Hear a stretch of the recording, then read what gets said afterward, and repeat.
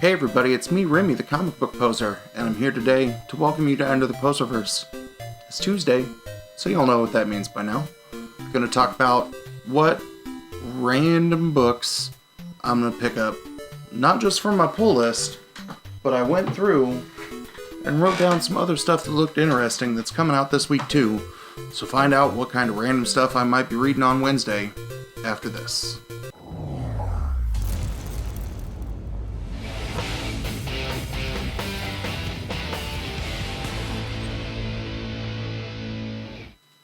Alright, we've got my pull list up. This is all the books that I'm snagging from Chops Comics in lovely Lawrence, Kansas.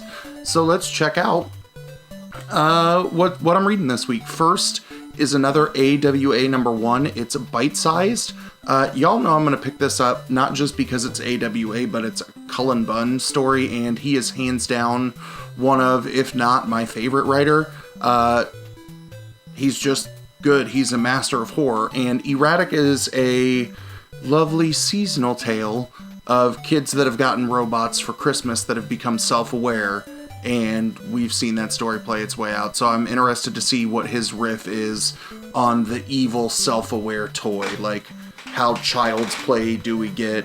Like, you can see the robot chilling there in the stocking, and it looks like, what was that? Was it 2XL? 2 something? Was the, like, Teddy Ruxpin robot where you could interact with him and he would play tapes. That one gave me nightmares too. Next from Image is Kate's crossover number 2. I know that there were some folks who were cold on issue number 1. I think it did enough appropriate world building for me to be really intrigued to pick up number 2. I still haven't read number 2 yet. I didn't get a preview of this one, but I'm ready to see what happens as we see the symbol of who let the young girl comic book character out into the real world to see if we're going to have to deal with some havoc, right? We see a Superman looking character on fire on the front cover, and I'm ready to go. And there's already some buzz, not just from Kate self-promoting, but for issue number 3. So hopefully it's a good book. It's got to be good to meet the hype for the 3rd book, or if people are cold on it 2 in a row, then who knows. We've got another death metal tie-in, the last stories of the DC Universe. Still not caught up. My death metal pile is this big because I foolishly bought all of them. Uh-oh. Next up is The Devil's Red Bride number 3. This has been my book of the week once or twice. In the 2 previous parts, you've got ninjas, you've got vampires, you've got, old school, cultish lore going on. The story in this is quite compelling, so if you're looking for some kind of action in feudal Japan, you definitely want in on this. If you want to see some wild art, just from, a period perspective, a crossover perspective between samurais and vampires, or you just want good horror art, this book has been fantastic, and it's been one that I'll just kind of pull out to flip through, not to reread, but to let the art wash over me. Flash 767, we get some Black Adam action in here. It's the tie-in to Endless Winter. I still have to finish reading the first part, and I already bought it because my shop gave me my Tuesday stuff when I picked up books on Saturday, so I'll wait to read it. I think there's a Superman Endless Winter book coming out this week too that's not on my list, so if I like these 2 books, I guess I'll have to pick it up. Next from Vault is Giga number 2. I really enjoyed what they kind of discovered in this world in terms of the people may have been manipulating or mining the Giga in a bad way, and we're seeing, the effects of that on one of the main characters. I thought this book was pretty cool when the first one came out. I think I'm going to sit down and stare at 1 and 2 again in context to see if I like it as much as I did the first time, or if the story of book 1 just felt so different to me that that's the reason why I liked it, but I think I'll enjoy it as much as I did the first. Next up from Image is Homesick Pilots number 1. It's a horror story. this is an Image one that I saw that I missed, and I was like, oop, yep, want that. Next from Marvel is Juggernaut number 4. I was thinking about dropping this series. I read the 3rd one and it was just okay to me. And I think I got to the point where it's like, I'm pot committed. It's a 5-issue run. Might as well pick up 4 and 5 and have the set. That way if something interesting happens to Juggernaut, I can either go back and look at it as reference material, or if somebody missed out on it and I find a Juggernaut fan, then I have the set that I can get to them. Next up is King in Black, Namor number 1. Y'all know that I'm excited about this because I love all things Namor and Submariner. That I've been enjoying the way that, is it Greg Pak, who's been writing Atlantis Attacks, has written Namor in there. We get some insight into this one. I think there are 2 issues of King in Black Namor coming out where we are looking at something evil being born from the depths of the ocean, being born from Atlantis, so I want to see how these things all kind of tie together. My read on King in Black number 1, if you watched yesterday's weekly picks video, it was my number 2 book of the week, that it kicked it off in such a way that it made me want to read the tie-ins right away instead of going like, oh crap, am I gonna have to buy all of these random books? Like, the way that I'm talking about King in Black Namor number 1 versus, you know, do I have to buy this Superman book to figure out this Justice League event? Like, I think the first story was written in such a compelling way that I'm very excited to see how it continues to branch out throughout the Marvel Universe. Next, we've got Lonely Receiver number 4. This has been towards the top of my list each week it comes out. We are seeing Katrin get more and more crazy because she cannot connect to her phone. We saw her poison a relationship that she was blossoming in the real world because the woman found out that she was one of these like AI phone addicts. So, game on. Next for Marvel, we got Marauders 16. I still have my 2 X-Men books, or 3 X-Men books from last week to read to see what the universe now looks like after the end of Ten of Swords event, so I can't be honest and tell you I know what's going on in here. I'm still iffy based on the end of that event. Next from Boom, we've got Mighty Morphin number 2. Remember that there are 2 ongoing Power Rangers series now, Mighty Morphin, which is now focusing on the like new era Rangers, and then we have Power Rangers, which I'm guessing comes out next week or the week following, that focuses on the Omega Rangers. I want to see if these 2 kind of build off of each other, because we know Zordon was pissed at the end of Mighty Morphin number 1 because of the actions of some of the Rangers. So we'll see what happens here. Next up from Boom is Origins number 2. I missed number 1 of this. I have a copy coming my way. I think I picked it up from Katana on one of the Instagram sales, or I have a second printing coming from somewhere. But everybody said this first book was really, really good. I missed it. My shop literally ordered the number that he needed for the pull that week. So we'll see if I play catch up on this one.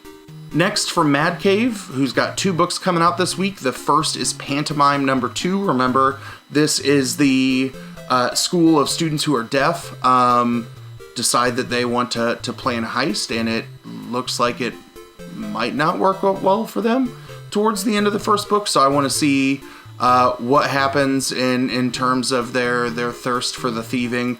But I really enjoyed this. I'm excited to see if there are some more game changes made by Birch in terms of some of the lettering work that's done to show the communication differently versus people who are speaking via text message versus spoken English versus like ASL. So I'm down for that one. Next from Aftershock is Piecemeal number 1. This is a 1994, like, kids go to that house that is supposedly haunted in the neighborhood, and it's going to be wacky. I've liked each of the Aftershock number 1s that have come out in the last 2 months, so this is low risk pickup for me. Next, we've got Sword number 1. There are like 2 more new X-Men titles coming out, Sword now, and then you've got Children of the Atom in January. So we have yet another team that is coming together, and it's the Sentient World Observation and Response Directorate. And I want to see how this team operates, how they fold into the rest of the universe. If it's more New Mutants that we have to keep track of, if it's people that we've already worked with across some of the other books that are getting pushed onto this team, I don't know.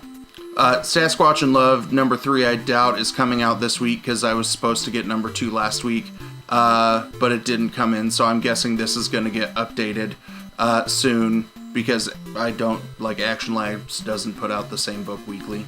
And it did this with issue 1 and issue 2, that they were supposed to come out in back-to-back weeks, and then number 2 got pushed to the right spot.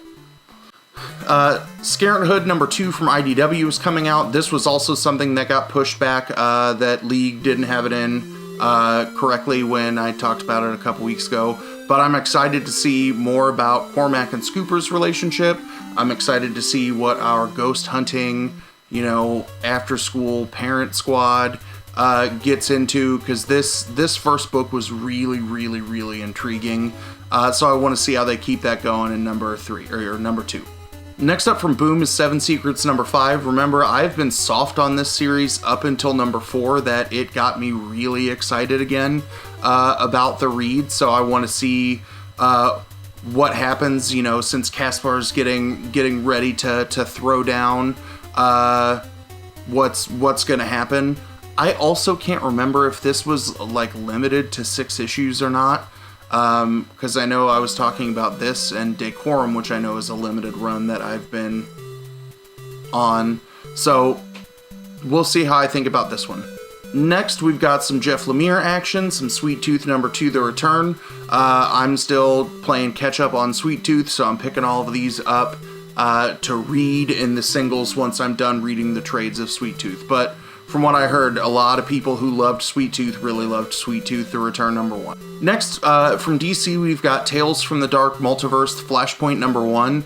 When the first wave of these Dark Multiverse books came out last year, I picked them up and I was like, I don't understand what the hell's going on in any of these, because they're playing with, the flip side of the event. But Flashpoint was something that I really got into during, catch-up reading during the production delay of COVID.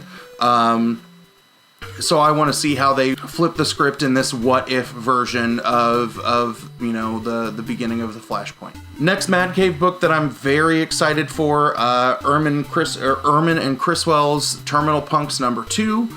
This book made me laugh because it's crazy over the top, knowing that the massive monster from book 1 is named Lady Marmalade, and that each monster that we meet are gonna be some kind of random vape flavor, is going to be fun to me. Mad Cave tweeted out on Monday morning or Monday mid-afternoon about this book that you can check out Matthew and Shelby's Spotify playlist for this to hold you over. So go check out @CBPoser on Twitter, because I retweeted that because I'm real excited for this book.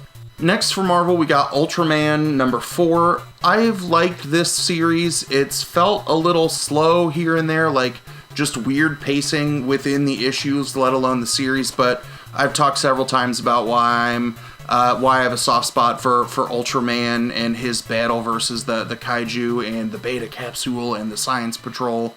So even though it's weirdly paced, it's hitting a nostalgia sweet spot for me, which is a good enough reason to keep picking it up. 2 more.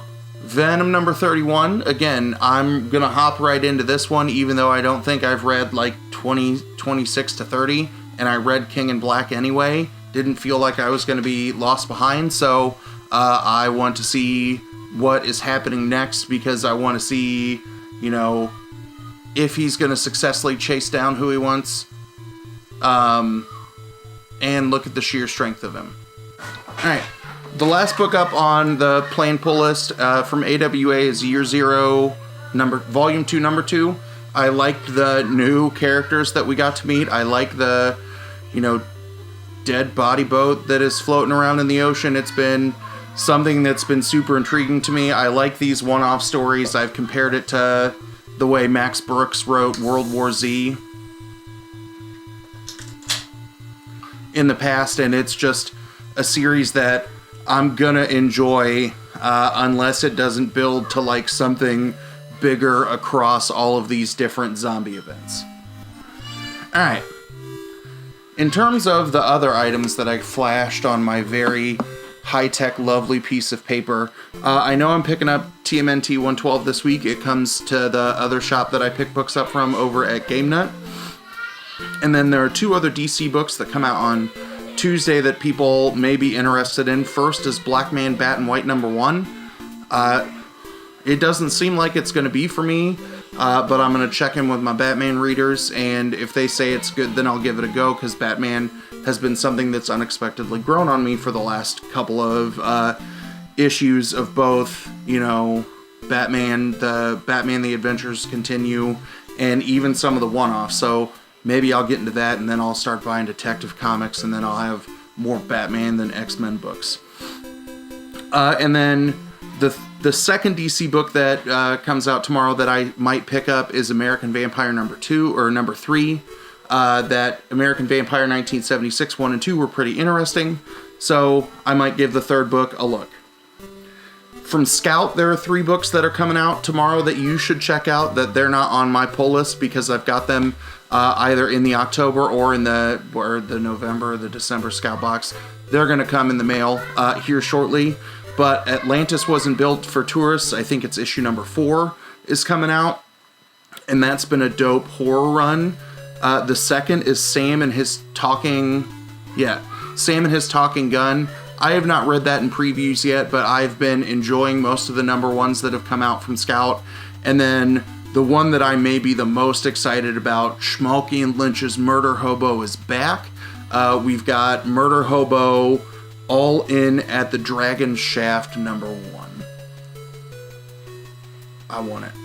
I still might go buy that glow-in-the-dark 9/8 Murder Hobo number 1 that's up on Scout's website, because I think that's cool, and Murder Hobo might not just be my ethos in terms of my approach to reading, collecting, and the internet, but you can ask Todd from Comic Burrito, who is my DM on Tuesday nights, and I think I am evolving Eeyore the Depressio into Eeyore the Depressed Murder Hobo.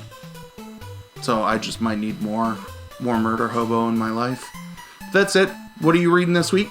Let me know down in the comments below, or hear what decide in the live chat. But yeah, as always, thanks for stopping by. Have a good one.